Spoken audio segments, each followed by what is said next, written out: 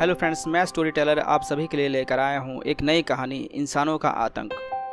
Story पर बढ़ने से पहले आप सभी लोगों से रिक्वेस्ट है कि जिन लोगों ने मेरा चैनल सब्सक्राइब नहीं किया है वो मेरा चैनल सब्सक्राइब करें और साथ में बेल आइकन है उसे ज़रूर दबाएं ताकि जब भी मैं नई कहानी लेकर आऊँ उसका नोटिफिकेशन आपको मिलता रहे।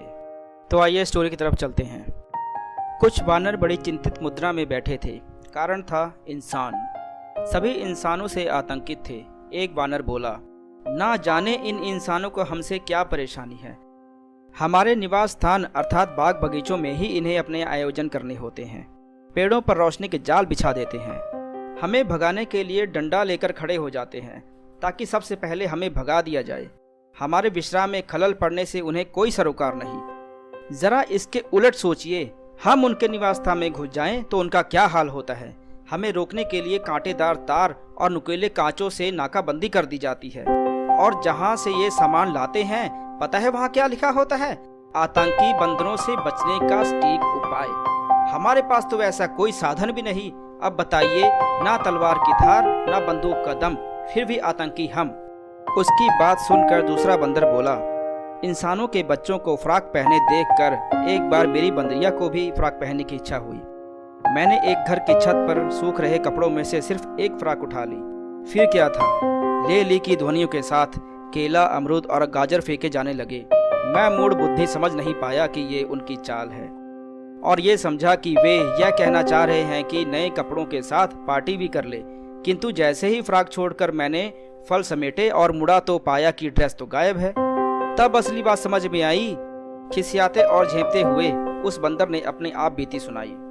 तभी एक युवा बंदर आत्मविश्वास से भरी चाल चलता हुआ आया और बोला, जैसे खून का बदला खून होता है वैसे ही आतंक का बदला आतंक है। मैं तो हाल ही में 2 इंसानों को डरा कर आ रहा हूँ। वो पीछे से डंडा लेकर जाने की हिदायती आवाज को सुनाकर मुझे भगाने आ रहे थे। सुनहरा अवसर देखकर मैंने भी लपक कर दोनों को पंजे मारे। जब अंदर वाली आवाज डंडा लेकर आई, वे दोनों घायल से होकर लौट रहे थे। मैं भी भला डंडे की प्रतीक्षा क्यों करता, सो 9-2-11 हो लिया। फिर भी हम उनसे जीत नहीं सकते, एक वृद्ध बानर बोला। तभी भीड़ में से एक बंदर खड़ा हुआ और बड़े ही दुखी हृदय से उसने अपनी दास्तान सुनाई। और क्या क्या बातें बताएं इन इंसानों की।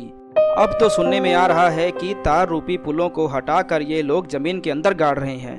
एक युग था कि हमने ही सागर पर सेतु बनाया था, वो भी क्या दिन रहे होंगे। हमारा भी महत्वपूर्ण अस्तित्व होता होगा, किंतु अब ऐसा कुछ नहीं लगता। वैसे तो कहते हैं कि हम उनके पूर्वज हैं, फिर क्यों ये श्राद्ध में हमें भोजन नहीं कराते, कौवे के क्यों कराते हैं? वैसे इनसे पूछो, यदि हमारे पूर्वज इनके पूर्वज हैं तो हम क्यों वानर रह गए और इंसान क्यों नहीं बने?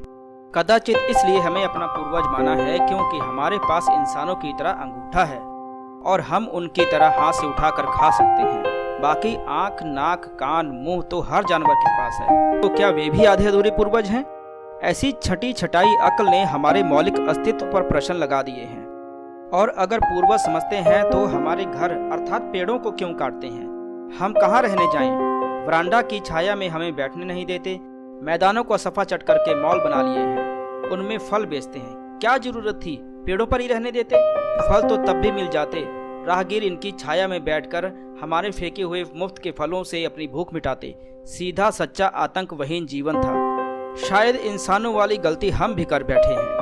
हमने भी उनकी तरह अपनी जनसंख्या बढ़ा ली है, इसीलिए हम बेकदरी हो गए हैं और एक दूसरे पर दोष लगाते फिरते हैं। किसी ने सच ही कहा है, जब इंसान का दिन बुरा गुजरे तो लोग कहते हैं कि काली बिल्ली रास्ता काट गई होगी। ऐसे ही एक बिल्ली को लहूलुहान देखकर जब दूसरी बिल्ली ने पूछा तो वह बोली, क्या बताऊं बहन, आज सुबह सुबह एक आदमी रास्ता काट गया।